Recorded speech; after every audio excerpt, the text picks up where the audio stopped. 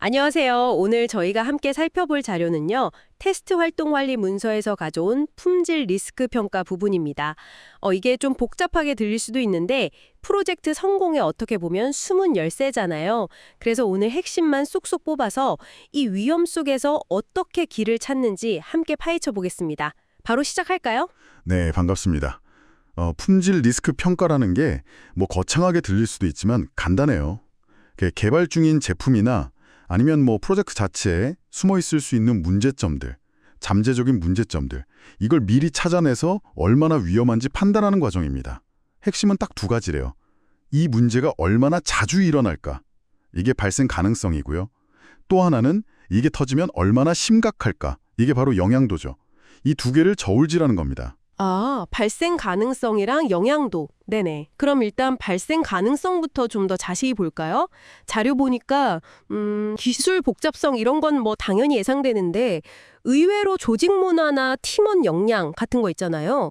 심지어 팀 내 소통 문제, 공급업체 관계 같은 이런 사람 문제. 이게 가능성을 높이는 꽤 큰 요인이라고 하네요.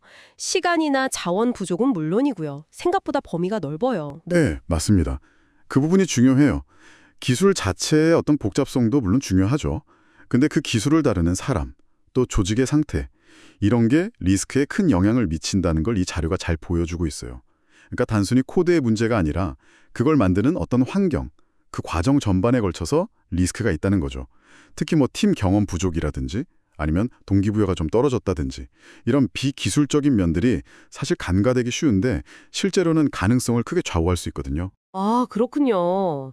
기술 외적인 요인이 정말 크네요. 그럼 그렇게 다양한 원인으로 문제가 생길 수 있다면 그 문제가 딱 터졌을 때의 파급력, 그러니까 영향도 이걸 제대로 보는 게 진짜 중요하겠네요. 단순히 뭐 기능 오류다 이 정도가 아닐 것 같은데요. 이 영향도는 어떤 기준으로 보라고 나오나요? 네, 맞아요.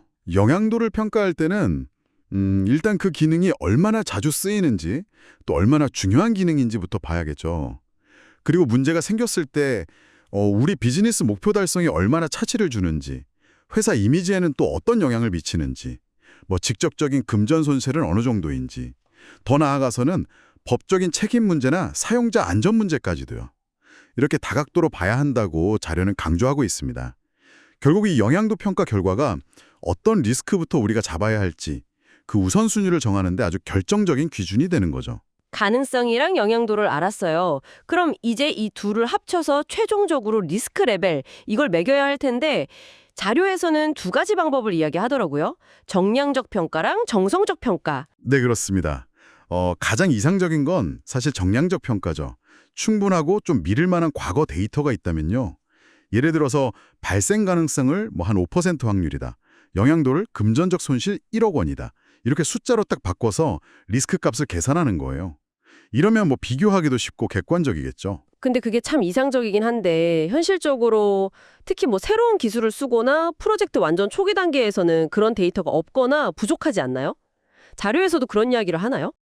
정확히 보셨어요. 네. 그래서 실제로는 정성적인 평가가 훨씬 더 많이 쓰입니다. 뭐 매우 높음부터 매우 낮음까지 이렇게 등급을 매기는 방식이죠. 이때 보통 리스크 매트릭스라는 걸 많이 쓰는데요.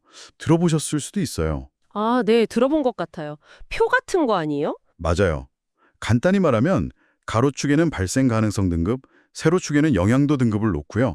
각 칸마다 미리 리스크 수준을 정해두는 거예요. 뭐 예를 들어 빨간색은 위험, 노란색은 보통, 초록색은 낮음 이런 식으로요.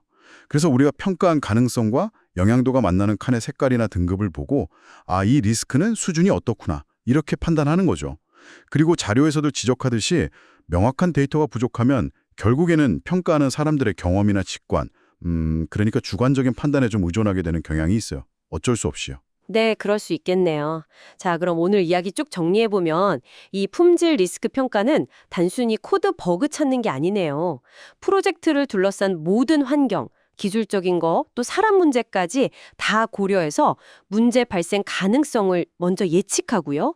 그리고 그 문제가 실제로 일어났을 때 우리 비즈니스나 사용자에게 미칠 영향도 이걸 종합적으로 판단하는 과정이군요. 그리고 이 평가가 때로는 객관적인 데이터에 기반하지만 많은 경우 특히 데이터가 부족할 때는 경험 많은 전문가들의 어떤 정성적인 판단, 이게 중요하게 작용한다는 점 기억해야겠네요. 네, 맞습니다. 오늘 나눈 이야기들을 바탕으로 이걸 듣고 계신 여러분께 마지막으로 한 가지 좀 생각해 볼 거리를 던져드리고 싶어요. 여러분의 프로젝트나 업무 환경에서 리스크를 평가하실 때 과연 어느 정도가 객관적인 데이터에 기반하고 있고 또 어느 정도가 경험이나 직관 같은 주관적인 판단에 의존하고 계신가요? 그리고 그 객관과 주관의 균형, 그 지점이 여러분이 내리는 중요한 결정들에 실제로 어떤 영향을 미치고 있는지 한 번쯤 되돌아보시면 어떨까 싶습니다. 아마 흥미로운 통찰을 얻으실 수도 있을 겁니다.